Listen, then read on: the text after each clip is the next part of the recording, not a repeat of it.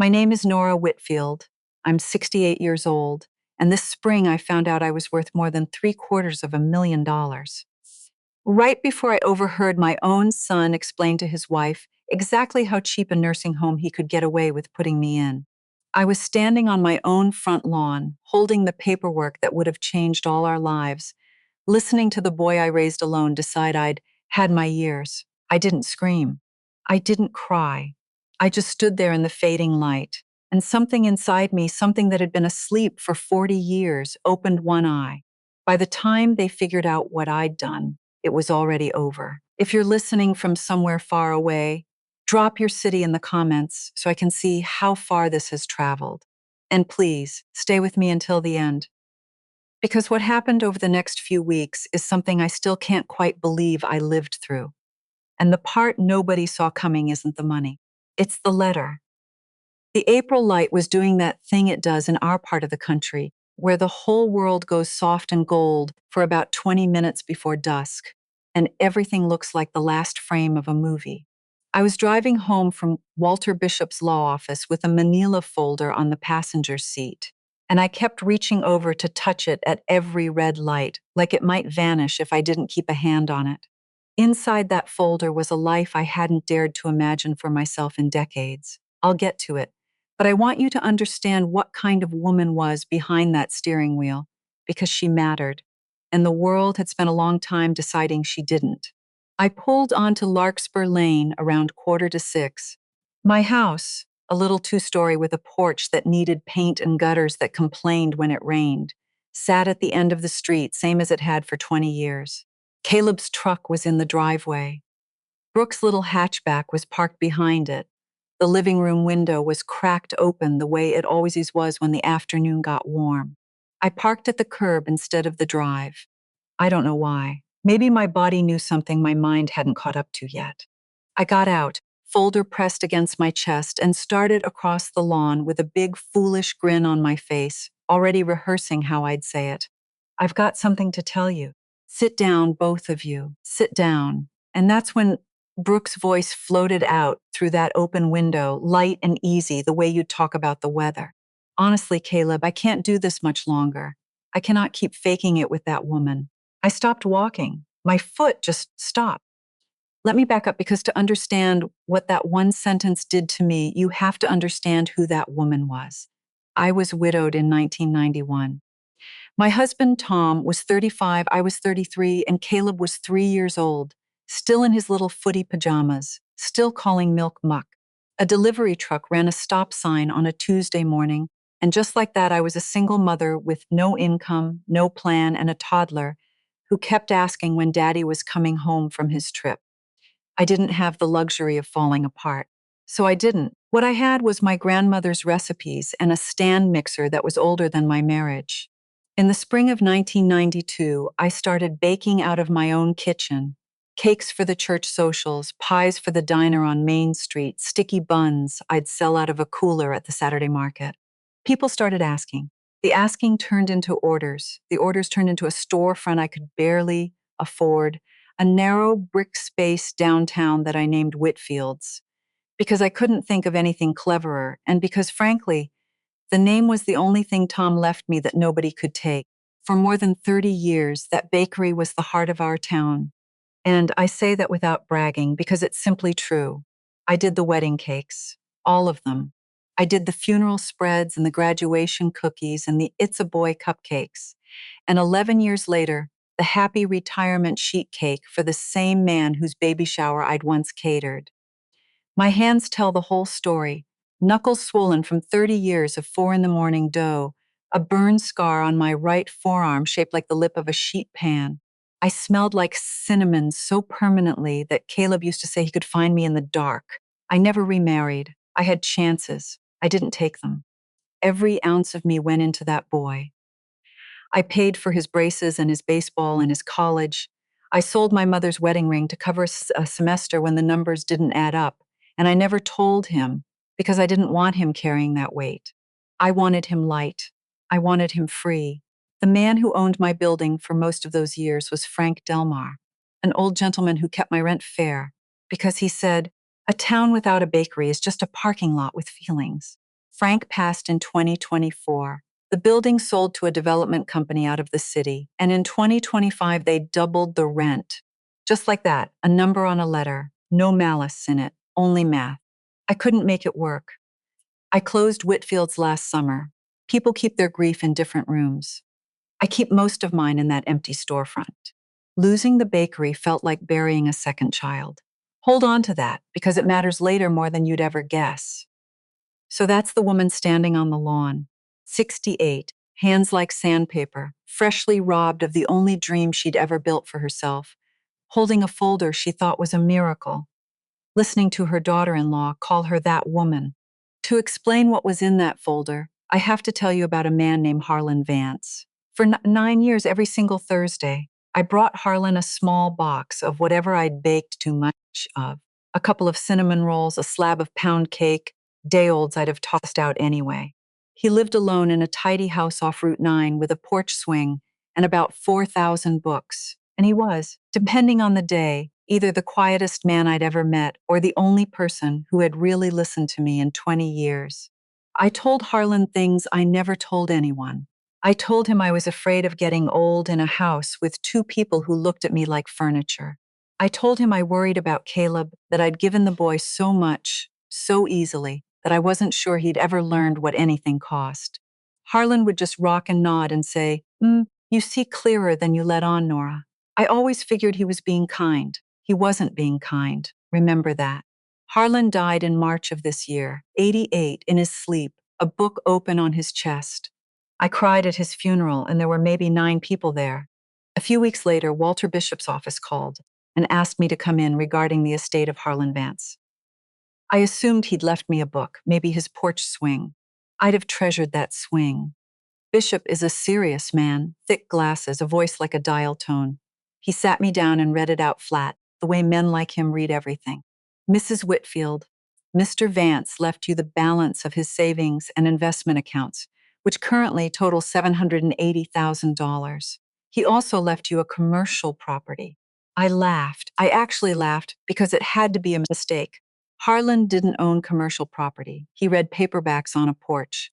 Bishop slid a deed across the desk. I read the address.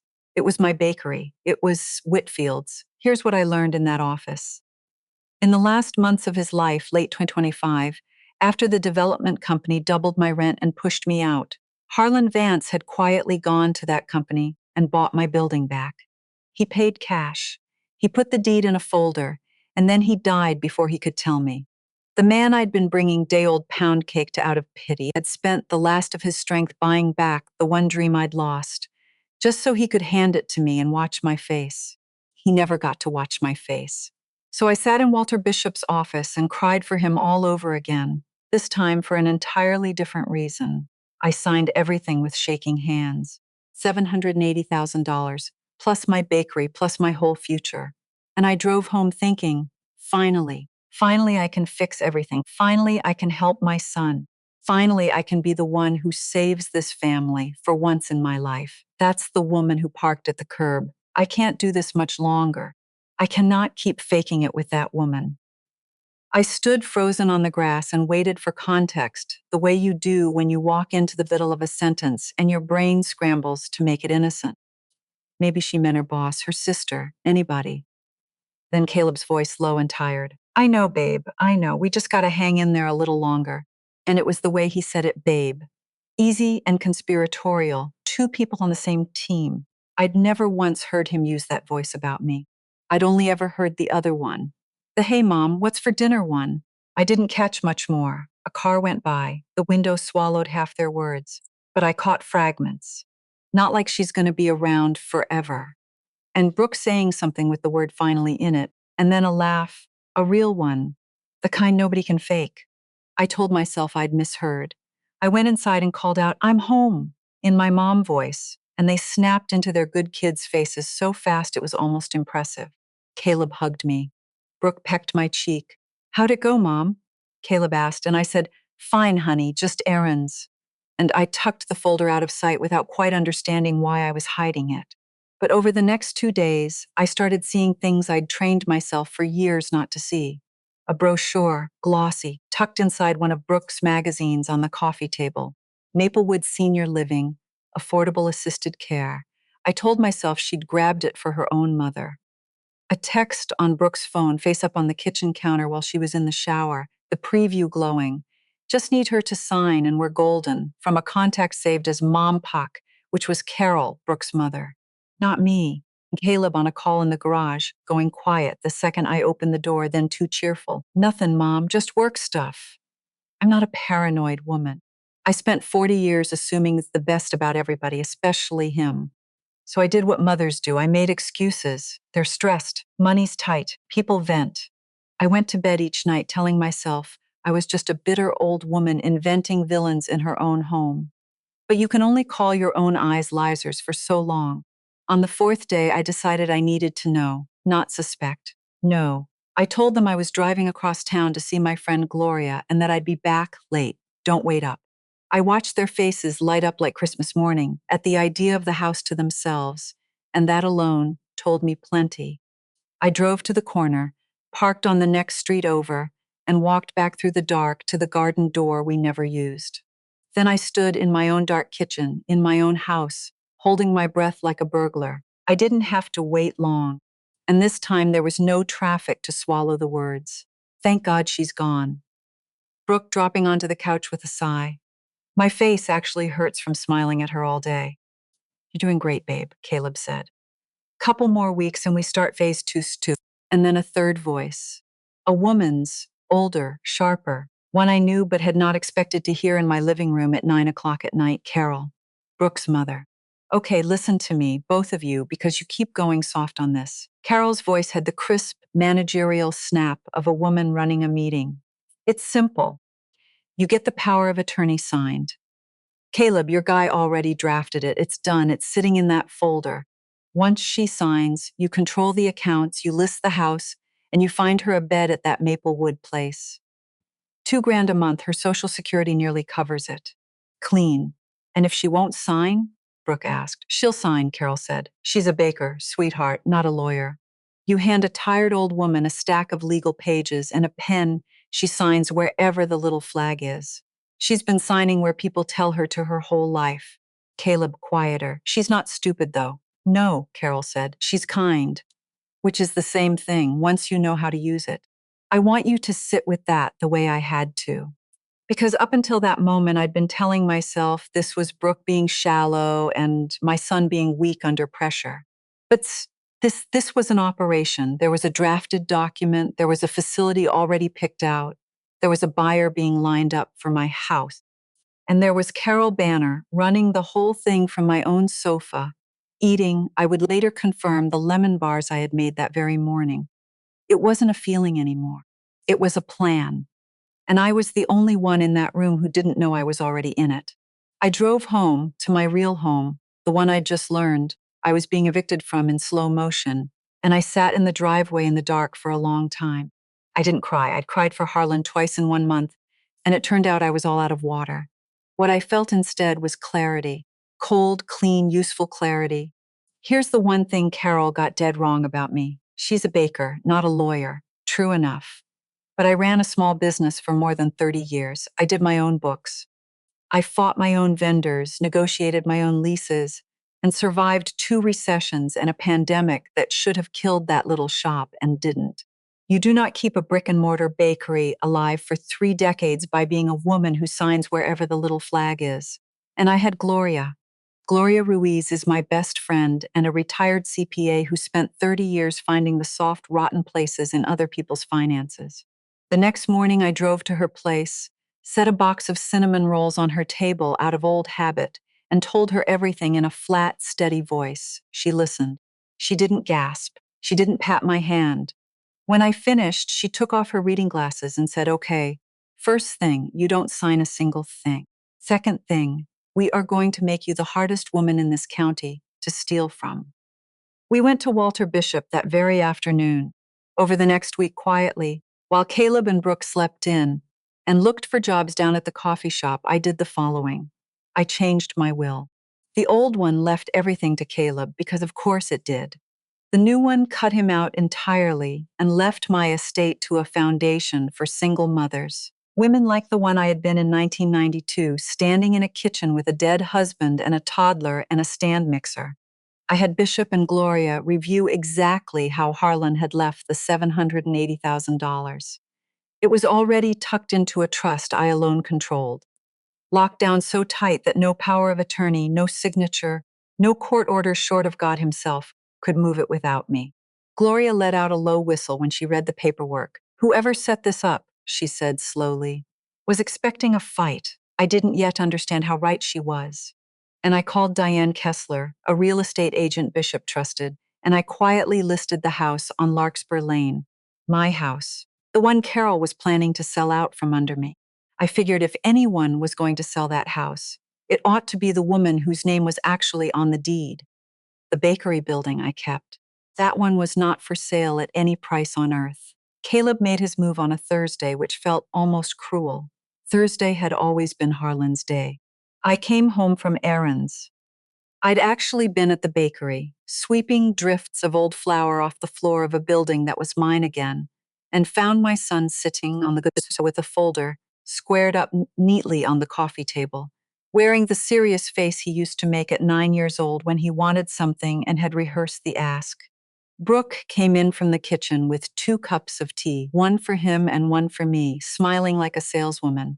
Mom, sit down a sec. I want to talk to you about something. Sat. I took the tea. I let my eyes go soft and a little dim, my new favorite trick. So I've been thinking? Caleb began, in a voice just dripping with concern I now recognized as pure theater. You're getting up there, and all this financial stuff. The bank, the paperwork, it's a lot for one person. So I talked to a lawyer, and he figures it'd make your life a whole lot easier if you gave me power of attorney, so I can handle the boring stuff for you. Power of attorney, I repeated, slow, tilting my head as if the words were too big for me. It's nothing, Mom. It just says I can help you out with banking and stuff, so you don't have to deal with it. He slid the folder across the table and gave me the smile. The smile, the one that used to earn him an extra cookie. I opened it and I read. Slowly, I ran my finger under every single line as though I needed help following it, and I watched the temperature in that room drop 1 degree at a time. This part here, I said, tapping a clause. This says you could sell my property without even asking me. That's just case of an emergency, Mom, and this part. I tapped again.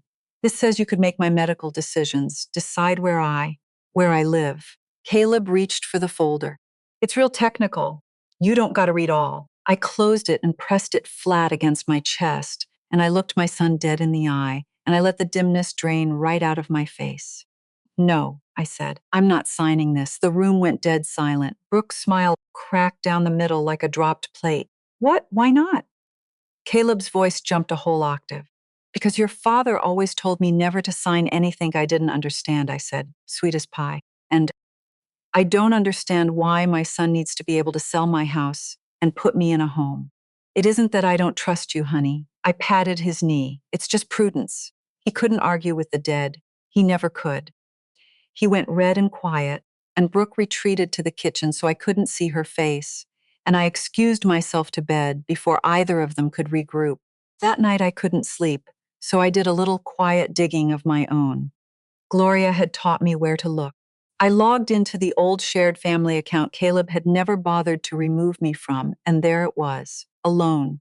Not a normal loan, a short-term, high-interest loan from one of those storefront places. $18,000, taken out 14 months ago, ballooning now toward 30. And there were others. A maxed-out card. A second card maxed out paying off the first. My son was drowning. He'd poured every dollar he said into some guaranteed investment scheme I ought into, and it had evaporated, and he was too proud and too frightened to come and tell me. And I understood something that didn't excuse him, but did explain him.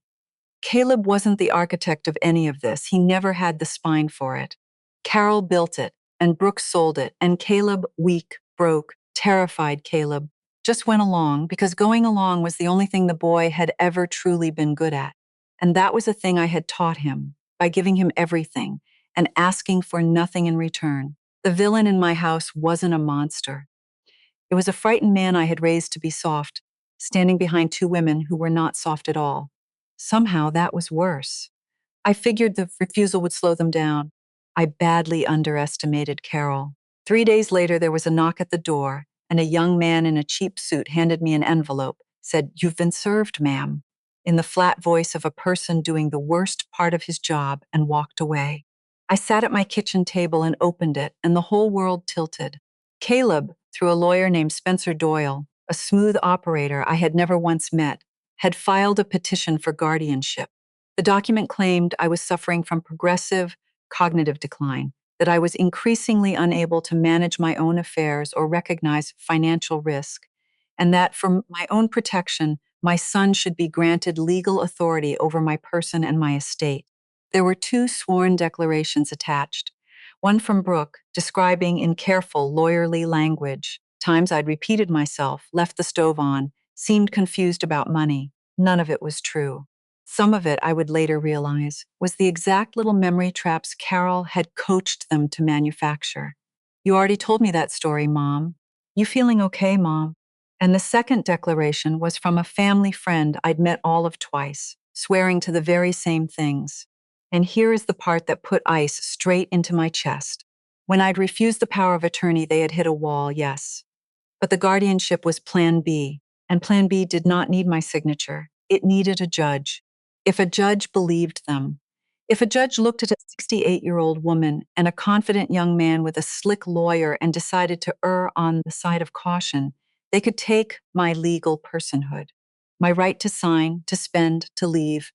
They could move me into Maplewood, and I would have no standing left to say no. For the first time, I was genuinely afraid, because this was no longer a plan I could simply out-clever in my own living room. This was a courtroom. And courtrooms don't always go to the person who's in the right. They go to the person who came prepared. So I got prepared. Because the petition claimed urgency, the hearing was set on an expedited basis, 12 days out, in front of a judge named Patricia Lowe. And Spencer Doyle walked into that courtroom like a man who had already won. You could see it on him. He'd done this before. The confused old lady routine was bread and butter for a certain kind of lawyer, and he had a confident son, two sworn declarations, and a defendant who, in his mind, was a sweet, fragile baker who would weep on the stand and prove his entire case for him. What he did not have was Gloria Ruiz with a banker's gauze box, and Walter Bishop with a yellow legal pad and a pair of thick glasses and 30 years of patience behind them. Doyle went first. He painted me beautifully, the decline, the confusion, the devoted son, just trying to keep his poor mother safe. Brooke cried right on cue. The family friend recited her lines. Caleb sat at the petitioner's table and would not look at me, his jaw tight, a man being carried along by a current he himself had stepped into. Then it was our turn, and Bishop stood up, and one by one he laid the foundation under me like bricks. He entered more than 30 years of tax returns, mine hand-filed, every single one. "Your Honor, does this look like the paper trail of a woman who cannot manage money?" He entered a cognitive assessment from an independent geriatric specialist, dated the week before, scoring me in the top percentile for my age. We anticipated the claim of decline, so we had it properly tested by a doctor the petitioner did not choose. He entered bank statements showing me running my own accounts and paying my own bills on time for years. And then he set down the last brick, and it was the one that broke them. "Your Honor," Bishop said, mild as milk, "I'd like to note a simple timeline. On the 10th of April, the petitioner asked my client to sign a broad power of attorney, granting him control of her property and her medical decisions. She declined. This guardianship petition, alleging she is suddenly incompetent to make her own decisions, was filed 3 days later. I would respectfully suggest my client's competence was never the petitioner's real concern. Her refusal was. You could feel the whole room change. Judge Lowe looked at Caleb over the top of her glasses for a long, long moment. Then Bishop cross-examined the family friend, and it came apart in about 90 seconds. She couldn't keep her dates straight. She contradicted Brooke's declaration on a key incident, and finally she admitted, miserable and small, that Carol had kind of told her what to write. Doyle objected to everything and won nothing. Judge Lowe did not take long. She denied the petition. And then she did something I will never forget. She set down her pen, folded her hands, and said, Mr. Doyle, I have sat on this bench for 11 years, and I know an exploitation case wearing a guardianship costume when I see one. I am denying this petition. I am noting my concerns for the record, and I would strongly encourage all parties to consult counsel about adult protective services, because this is exactly the kind of file they like to read.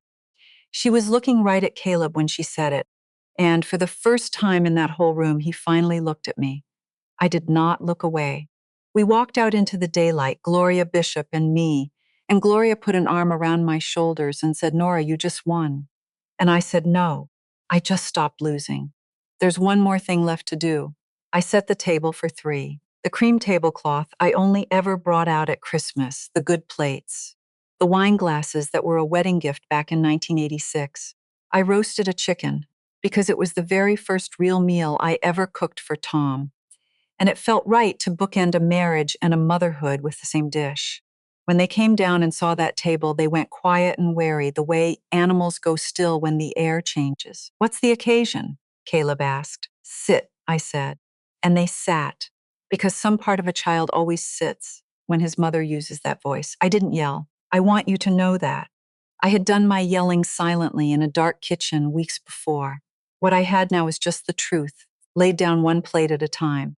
A few weeks ago, I began. I came home to tell you the best news of my life. Harlan Vance left me his savings. Not 80,000. I lied to you about that number, and I'll tell you why in a minute. $780,000. And he left me my bakery. He bought it back for me before he died, and he never even got to see my face when I found out. Brooke's fork stopped halfway to her mouth. Caleb went pale. I came home that evening to share every bit of it with you, and I stood out on the lawn, and I heard Brooke say she couldn't keep faking it with me. I heard you, Caleb. My voice did not shake. I heard you call me a couple more weeks of patience. I heard Carol, at my table eating my lemon bars, run the whole thing like a sales meeting. I heard about Maplewood. I heard the part where you'd keep my Social Security check. I heard all of it.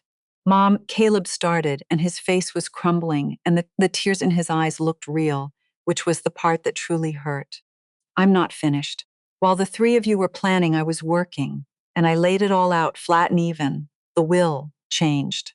He was disinherited, all of it going to single mothers. The money locked away in a trust no signature on earth could touch. The guardianship defeated, the judge's warning sitting on the record. And then I slid an envelope across that cream tablecloth. This house sold last week. It closes tomorrow morning at 10. You have 30 days to be out of it. We don't have anywhere to go, Caleb said, and his voice broke clean through. And for 1 second, he was 3 years old again, asking me when Daddy was coming home. We don't have any money. I know exactly what that feels like, I said. I was 33. I had you on my hip and a stand mixer and no money and nobody coming to save us. And I did not plan to sell anybody's house out from under them. I just got up at 4 in the morning and I baked. I stood. The difference between us, Caleb, is not that you got dealt a worse hand than I did. It's what you did when you got scared. You went looking for somebody to take from. The most expensive thing you lost tonight isn't the inheritance. It's that I used to look at you and see my whole life's work, and now I just see a man I don't know. Brooke was crying, saying, we're family, please, we're family. And I told her gently that family does not shop around for the cheapest bed to store you in. Then I went up to my room and locked the door, and I let the 2 of them cry it out downstairs. But here is the part I did not know yet. Here is the thing that was still waiting for me in the dark. The next morning, before I left for the closing, Walter Bishop called and asked me to stop by his office. When I got there, he handed me a second envelope, sealed, my name written across the front in Harlan's careful, slanted hand. He left 2 letters, Bishop said. The first was the deed instructions. This one came with directions to give it to you only after you'd had cause to understand. I figured today's probably the day. I opened it right there in my car, and everything I thought I'd known about that quiet old man on the porch swing rearranged itself. Nora, it read, if you're reading this, then something has happened that I prayed wouldn't, but suspected might. For 9 years, you brought me Thursdays. You think you were doing an old man a kindness, some pound cake, some company. But you were the one who talked, and I was the one who's listened. And over 9 years of listening, I came to know your family, I think, better than you let yourself. I watched you make excuses for that boy. I watched the people around him circle your goodness like it was something to be carved up and shared out. I knew, Nora. I'm sorry, but I knew. So I did the one thing an old man with money and no children of his own could do. I didn't just leave you the money. I left it to you in a way that no signature, no lawyer, no court, no son could ever pry out of your hands. I built it like a vault on purpose, because I was afraid you'd hand the key to the wrong person out of love. Forgive me for not warning you plainer. Some things a person has to see with her own two eyes, or she'll never believe them. Use a little of it to be happy. Open the bakery. And use some of it for the women who give everything and get told it wasn't enough. You were one of them. You never should have had to be. Harlan and I sat in that parking lot and cried for the third time over a man I had thought I was just being nice to. He hadn't only bought back my dream. He had built the wall that saved me months before I even knew I'd need saving. The vault Gloria had whistled at. Harlan had ordered it built on purpose, long before any of this began. Everything I had done over those frantic weeks had been standing the whole time on the foundation a quiet man laid before he ever said goodbye. I dried my eyes. I drove to the closing, and I signed away the house on Larkspur Lane with the steadiest hand of my entire life. I moved into the little apartment above the bakery. It needed work. I didn't mind the work. I'd been doing work my whole life. The only difference now was that it was mine. I reopened Whitfield's on a Tuesday this spring. No grand opening, no banner. I just unlocked the door, flipped the sign in the window, and let the smell of cinnamon do what it has always done in that town, which is bring people in. The first morning, the line went right out the door, and half of them were crying, and so was I. And we all pretended it was just the steam off the ovens. In the back corner, I set up a second little kitchen, small, 2 stations. I've started a free program back there for single mothers. The kind of women I once was, the kind Harlan meant. They learn to bake well enough to get themselves hired or to start something of their own, and a few of them are learning to keep their own books too, because Gloria comes in to teach them. On Thursdays, we both think Harlan would have liked that it's Thursdays. Caleb sent a letter. It arrived a couple of weeks after he and Brooke moved out, and from what I hear, things between the three of them got ugly fast, once the money they'd been counting on simply never came. I haven't opened his letter. It sits on the shelf above my register next to a photograph of a little boy in footy pajamas who used to call milk muck. A boy who once loved me with his whole small heart before the world and I, between the two of us, taught him not to. Maybe I'll open it one day. Maybe I won't. I've learned the hard way that you don't owe anybody the door just because they've finally decided to knock. I'm 68 years old, and for the first time in my entire life, I am living for myself. The ovens are warm, the bell over the door keeps right on ringing, and somewhere I hope a quiet man on a porch is finally getting to see my face. Before you go, let me say something honest. I don't think this story is really about revenge. I think it's about something much harder. Learning to love someone without erasing yourself in the process. Nora gave everything, and for years she believed that staying quiet was love. But there's a line between sacrifice and self-erasure. And sometimes the bravest thing a mother can ever do is finally choose herself.